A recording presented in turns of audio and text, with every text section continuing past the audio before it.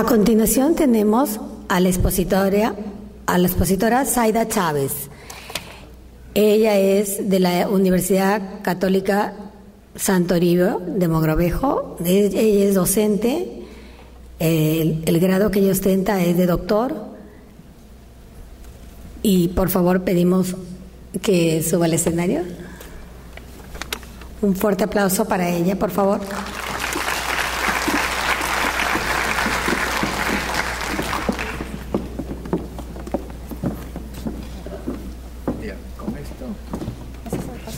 Este es el de acá, ¿sí? ¿Ah? Con esto avanzas y con esto retrocedes. Pero espérate para la foto, no te muevas. Mira para acá, sonríe como si fuese tu novio. Ahí está. Buenos días con todos. Soy la ingeniera Zaida Chávez, vengo de la Universidad Católica Santo Toribio de Mogrovejo de Chiclayo y en esta oportunidad les voy a poner un tema referido a la valorización energética de residuos en plantas de tratamiento de agua residual.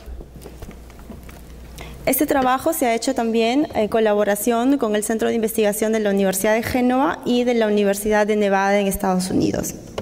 El tema es referido a la problemática ambiental, ya que como vemos es un tema muy vasto y sobre todo está referido al problema del agua y de la energía, que como sabemos se acrecienta con el crecimiento desmedido de la población. Referido a la problemática del agua, este es un tema que está causando gran controversia debido a que muchos países en el mundo presentan deficiencias en el acceso seguro al agua potable. Y este es un problema que no solo es un problema para los países en vías de desarrollo, sino también para los países desarrollados. En lugares donde el acceso al agua potable es difícil, también hay problemas de infraestructura y de tecnología para el acceso seguro. En cuanto a la problemática energética, este también es un problema similar a la problemática del agua, porque sea los países desarrollados como los países en vías de desarrollo necesitan cada vez producir más energía para poder mantener su crecimiento. Como observamos, la demanda mundial de energía es siempre mayor. Y es oportuno y necesario poder producirla a través de energías de manera sostenible, es decir, a través de fuentes renovables de energía, como son la energía eólica, la energía geotérmica, los paneles solares, y en este caso el estudio está basado en el aprovechamiento de la biomasa residual.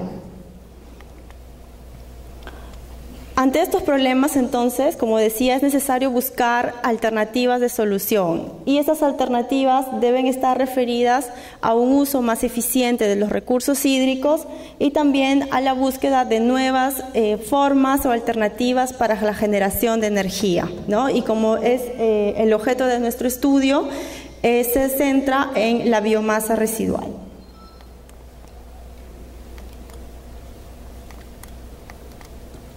También observamos que la biomasa, no solo residual, sino aquella lignocellulósica, se usa cada vez más en los países en vías de desarrollo, mientras que los países desarrollados aún basan su matriz energética en lo referido a las fuentes tradicionales como el petróleo, el carbón y el gas natural.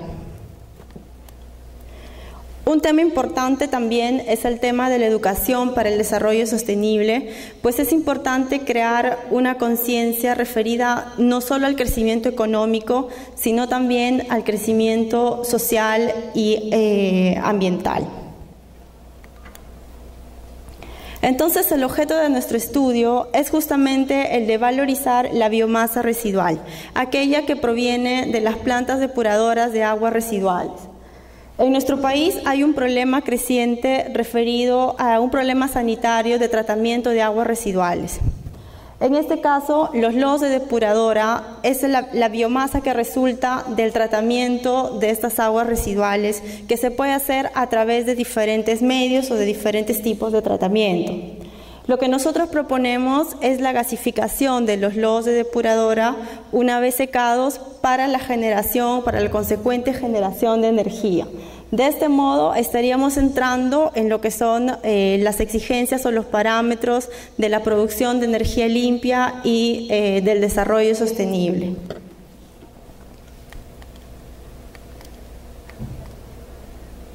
Entonces, para estudiar la gasificación de los lodos de depuradora, es necesario, pero, tener un flujo continuo de fango que permita un proceso de gasificación más eficiente.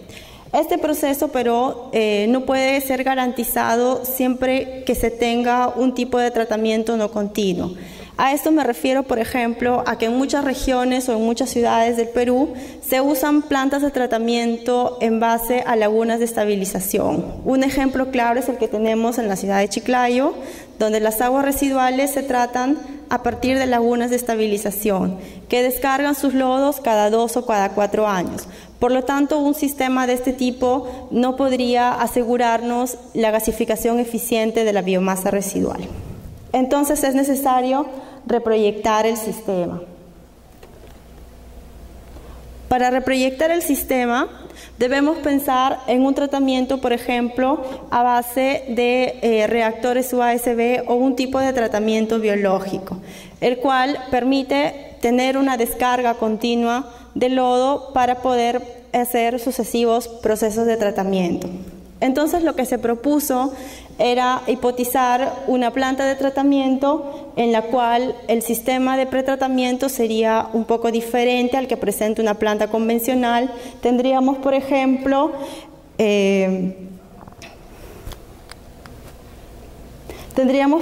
lo que son la dispersión de sólidos gruesos, la dispersión de sólidos finos, un separador de arenas, un desengrasador también, un medidor de caudales y después lo que correspondería a un tipo de reactor conocido como reactor UASB.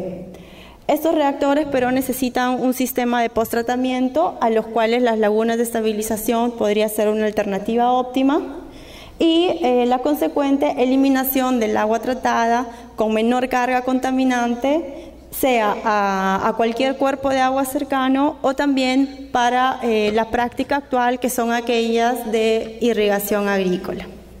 2 líneas de tratamiento aquí son importantes.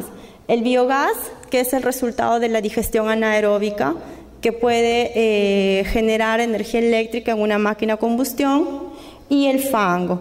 El fango descargado de los reactores, producto también de la digestión anaeróbica, deberá seguir sucesivos procesos para poder, en el caso de nuestro estudio, valorizarlo energéticamente.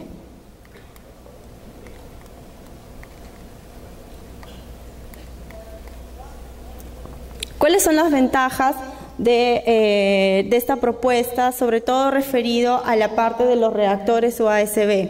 Pues se ha demostrado que este tipo de reactores son adecuados para el tratamiento de aguas residuales domésticas en países en vías de desarrollo como en países desarrollados.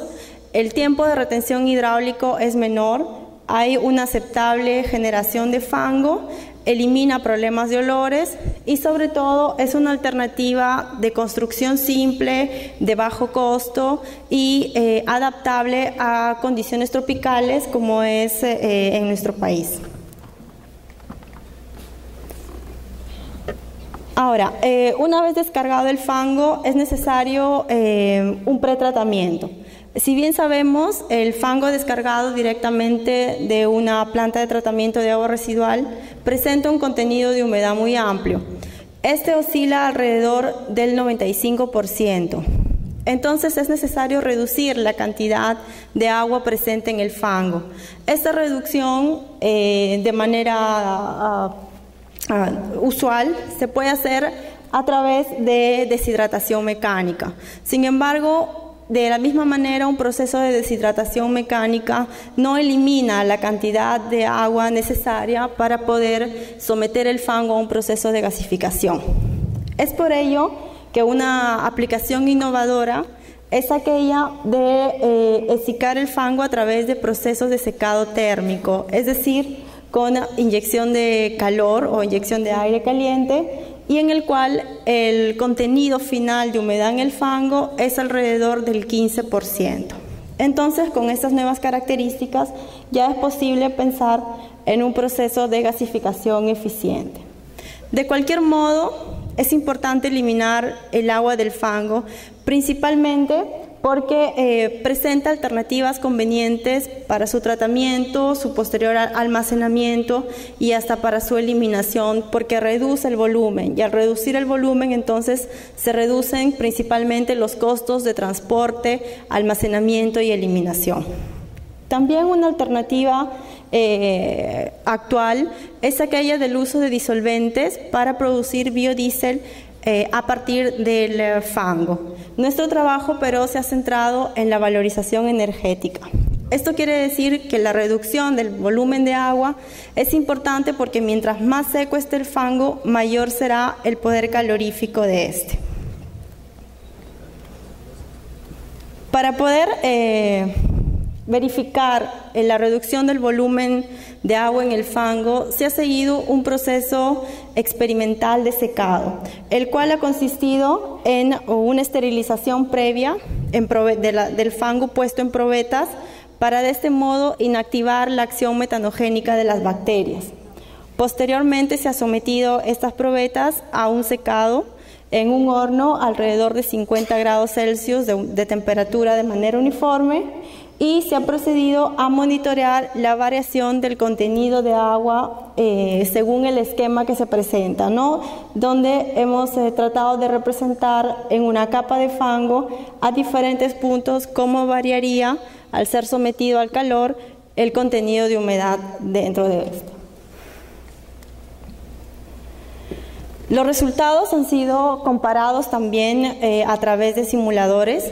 Se ha creado un modelo matemático para verificar cómo varía el contenido de humedad.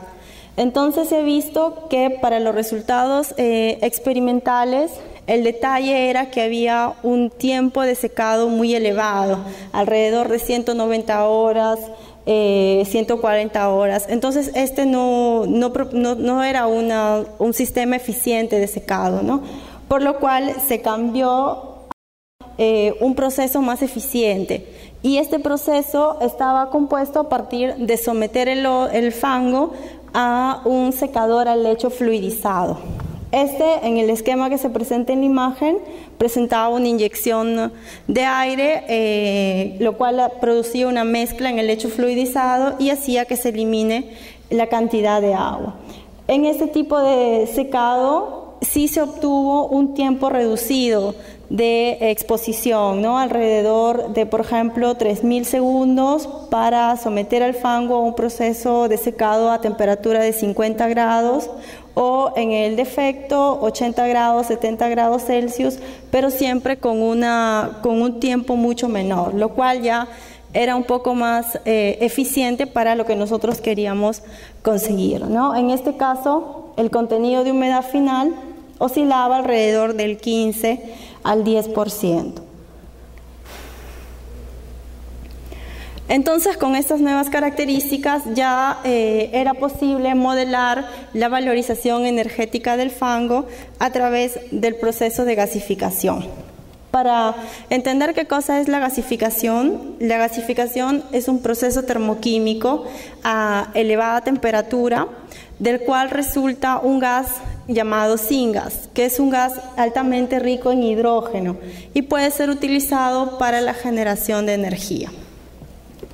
Se han estimado dos modelos, ambos a parámetros concentrados y no estequiométricos, el primero al equilibrio termodinámico y luego, para simular un proceso más cercano a la realidad, un proceso semiempírico con cinética.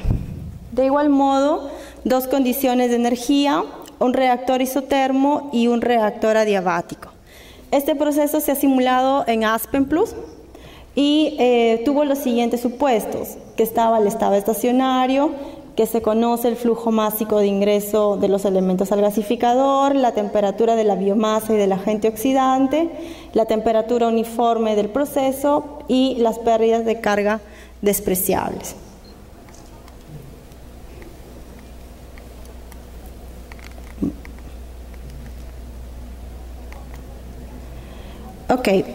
Se utilizó el siguiente esquema de simulación, en el cual las condiciones eran a temperatura de 1000 grados Celsius, la relación gasificante-biomasa 0.5, la temperatura del fango y del agente gasificante, que en este caso era aire, 23 grados Celsius, es decir, temperatura ambiente, presión atmosférica y masa volumétrica de 1000 kilogramos hora de biomasa, es decir, 1000 kilogramos hora de fango.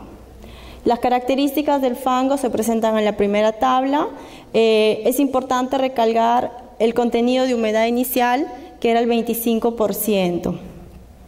La composición del fango fueron datos experimentales de una compañía italiana y los resultados se observan en la última tabla, ¿no? Efectivamente es un gas que presentaba elevado contenido de hidrógeno y un poder calorífico de alrededor de 7.9 megajoules por normal metro cubo, que era un valor aceptable para lo que nosotros queríamos alcanzar. Se hicieron algunas mediciones para monitorear los análisis paramétricos. El primero referido a la humedad del fango, porque era importante conocer cuál sería la cantidad óptima, el contenido óptimo de humedad dentro del fango para el proceso de gasificación. Y este resultó ser alrededor del 14%, 13.5%. Se monitoreó la fracción molar de los componentes. El punto más alto de concentración de hidrógeno y de CO, de monóxido, está justamente al 14%, y a partir del cual se observa una gradual dilución del gas, ¿no? También es el punto donde todo el carbón resulta gasificado, por lo cual operar a esta cantidad de humedad, al contenido de humedad, sería lo ideal. El siguiente análisis paramétrico se realizó sobre la temperatura operacional del reactor y observamos que para el rango de temperatura de gasificación, es decir, entre los 800 y los 1200 grados Celsius, el poder calorífico toma un valor constante, igualmente alrededor del 7.8 megajoules por normal metro cubo. Monitoreando la fracción molar de los componentes, el hidrógeno y el monóxido alcanzan sus puntos más altos y a partir del cual se vuelve constante, siempre alrededor de 800 a 1100 grados Celsius. Es necesario, pero garantizar un proceso más parecido a la realidad. En este caso, se utilizó un modelo en un gasificador adiabático, pero considerando las mismas condiciones en las que se opera un gasificador isotermo, este no podía garantizar la temperatura operacional de 1000 grados, sino que se reducía hasta los 480 grados Celsius. Esto debido a la entalpía de formación de las moléculas de fango al interior del reactor.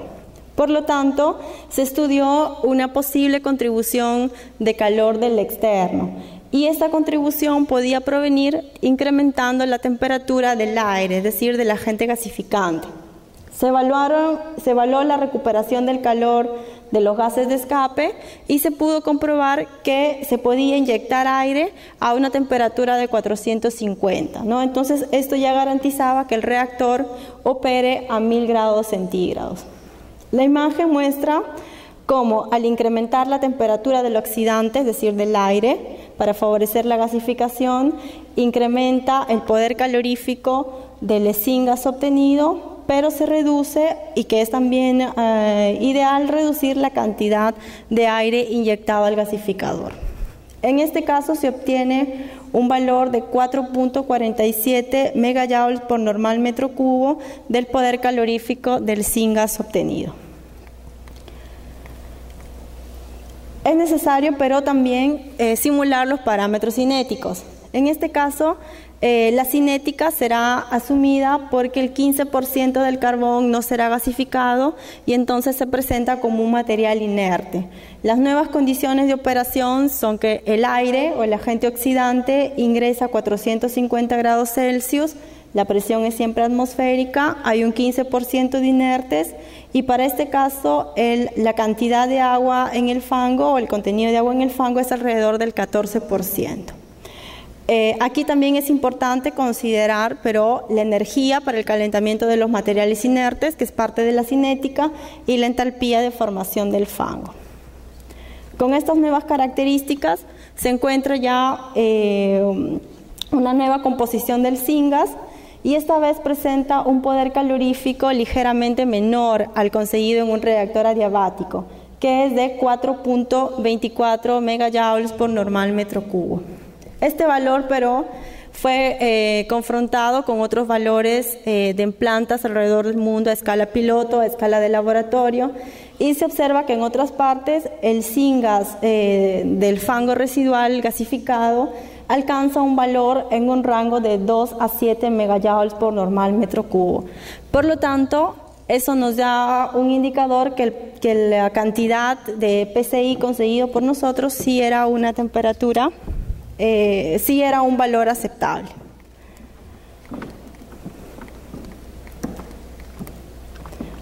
Ok, sin embargo, pero se podía mejorar la calidad del syngas obtenido, ¿no? Y este mejoramiento podía hacerse a través de la gasificación del fango con biomasa agrícola. Entonces, en este caso, se pudo evaluar que alrededor de una mezcla del 30% de biomasa agrícola se podía alcanzar un valor aceptable del poder calorífico. Tiene que ir terminando. Sí. Bueno, un esquema de la propuesta es que justamente hay un proceso para seguir a partir del agua residual que culmina en la valorización energética del biogás y también del fango, ¿no? Que se ha comprobado a través de esta investigación que es posible generar energía eléctrica a partir del lodo residual. Con esto les agradezco por la exposición.